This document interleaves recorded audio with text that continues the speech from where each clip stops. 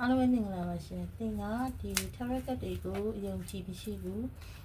စိတ်ဝင်စားဘူးဆိုလို့ရှိရင်တော့ဒီ reading လေးကိုကြော်သွားပါရှင်ဒီ reading ကသင်အတွက်ကို August လမှာလာမယ့် August လမှာဘယ်လိုအရာတွေတွေ့ရမလဲဆိုတော့universe message ပဲဖြစ်ပါတယ်ရှင်းလာပိုင်း2026မှာသင်အတွက်ကို universe ကပေးခြင်းတဲ့ message ဒါက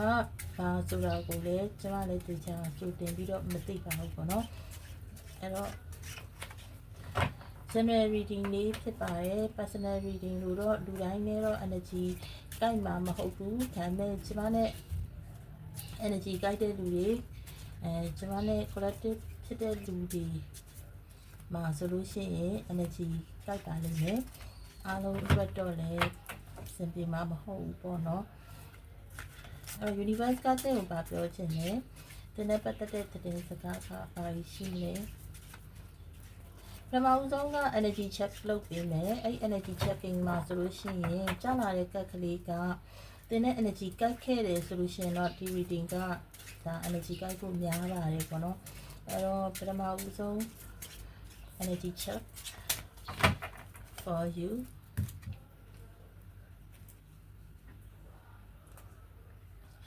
ပထမဦးဆုံးကြာလာတဲ့ကက်ကလေးကတော့တင်ကအခုချိန်မှာဖြစ်နေတဲ့ energy ကိုပြောပြတာဖြစ်ပါတယ်ပထမဦးဆုံးကြာလာတဲ့ကက်ကလေးကတင်ရဲ့အခုလက်ရှိမှာဖြစ်နေတဲ့ mood ပေါ့နော်တင်မှာအဆင်မပြေတာတခုရှိတယ်စဉ်းကျင်နေတာတခုရှိတယ်အဲ့ဒါနဲ့ပတ်သက်လို့ဘယ်သူနဲ့မှစကားမပြောချင်ဘူးဘယ်သူနဲ့မှလည်းတိတ်ပြီးတော့မဆက်ဆံချင်ဘူးဘယ်လိုအလုပ်မျိုးကိုမှတိတ်စိတ်ဝင်စားဘူးနော်ဖြစ်နိုင်မယ်ဆိုရင်လက်ရှိတယောက်တည်းပဲနေချင်တယ်နော်လူတွေကိုလည်းမယုံကြည်တော့ဘူးဆိုတော့ဒီ mood လေးကိုတွေ့ရတယ်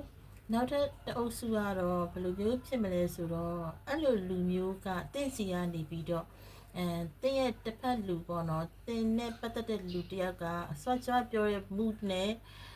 တင်းကိုမဆက်သွယ်တော့ဘဲနဲ့ဘသူ့ကိုမှလည်းမဆက်သွယ်တော့ဘဲနဲ့သူ့ဘက်သူတယောက်တည်း only one နေတယ်ပေါ့နော်အဲ့လိုမျိုးအခြေအနေအကြောင်းအရာမျိုးရှိတယ်ဆိုရင်ဒီ reading ကိုဆက်ကြည့်လို့ရပါတယ်ရှင်းတဲ့အပိုင်းမှာဆိုရင်အဓိ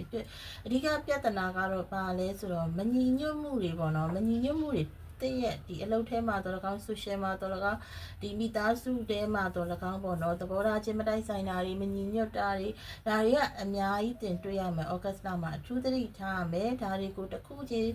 တဖြည်းဖြည်းချင်းတင်ဖြည့်ရှင်းသွားဖို့တော့လိုလိမ့်မယ်တချို့ကိစ္စတွေမှာတချို့နည်းနည်းလေးကြီးကျယ်ခမ်းနားတယ်ဆိုရင်တရားတစ်ပောင်ရင်ဆိုင်ရတာမျိုးထိရောက်သွားနိုင်တဲ့အတွက်တချို့သောစကားတွေတချို့သောပြဿနာတွေမှာထိမ့်နဲ့တို့သွားဖို့တော့လိုအပ်တယ်ပေါ့နော်အဲ့တော့တခုရှိတာကကိုအသုံးချရမှာပါလေကိုရဲ့ဉာဏ်ပညာကိုအသုံးချရမယ်ကိုရဲ့အသိဉာဏ်အုံနောက်ဒါလေးကိုတို့ကအသုံးချပြီးတော့မှတေးချာလေးစဉ်းစားဆုံးဖြတ်ရမယ်ဆိုတာကိုတော့ universe ကပြောပါတယ်ဒါပေမဲ့မစိုးရိမ်ပါနဲ့တင်နောက်ဆုံးကြရင်အောင်မြင်မယ်ဆိုတာကိုတော့ပြရတယ်ပေါ့နော်အရာကိုတင်ပြလဲနဲ့ဖြည့်ရှင်းနိုင်မယ်ပဋိပက္ခတွေဂျားထဲမှာမှတင်အောင်မြင်သွားလိမ့်မယ်ပေါ့နော်တွန်းတိုက်နဲ့တော့အောင်မြင်သွားလိမ့်မယ်လွယ်ကူကိစ္စရက်တော့မတွေ့ဘူးเนาะပရိပက္ခတွေရှိတယ်အတိုက်ခံတွေရှိတယ်စကားတွေအများကြီးပြောဆိုရမယ် relationship မှာဆိုလို့ရှိရင်လည်းတတိယလူတွေပါပေါ်ပေါက်လာတတ်တယ်အဲ့တတိယလူကနေပြီးတော့မှသင်ရဲ့ဒီပတ္တနာနဲ့ကြားထဲမှာ cloud center လေးတွေလည်းရှိမယ်ပေါ့နော်အဲ့တတိယလူဒီတခြားလူတို့တပ်ပါတီထဲမှာဘယ်သူတွေပါလဲဆိုလို့ရှိရင်မိဘလည်းပါတယ်တငယ်ချင်းအပေါင်းအသင်းလည်းပါတယ်ဆွေမျိုးသားချင်းလည်းပါတယ်တခြားနောက်အပြိုင်တယောက်လည်းပါတယ်ပေါ့နော်ဒီလိုမျိုးတတိယလူဆိုတဲ့တပ်ပါတီဆိုတဲ့နေရာမှာအမျိုးဖြစ်နိုင်တယ်ပေါ့နော်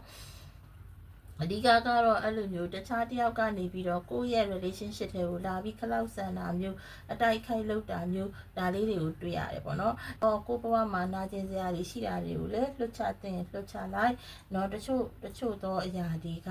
လွတ်ချလိုက်မှသာလျှင်ပြည်လည်သွားတာမျိုးကိုယ့်ရဲ့အကျိတ်အခဲတွေအနေနဲ့အနာအစာတွေပေါ့နော်တရားတန်ချက်တွေကို သိမ်းထားတာတဲ့ဆိုင်ရင်လှုပ်ချလိုက်တာကကိုယ့်အတွက်အများကြီးပေါ့ပါသွားမယ်ဆိုတာမျိုးကိုပြောပြပါလေတဲ့တချို့အရာတွေမှာသင်မသိကြအောင်စောင့်နေပါတဲ့နော်အဲဆိုတော့သင်နဲ့ပတ်သက်တဲ့ကိစ္စတွေအားလုံးကဒီအချိန်မှာဒီကံဤအကျိုးကိုရောက်လာမယ်အချိန်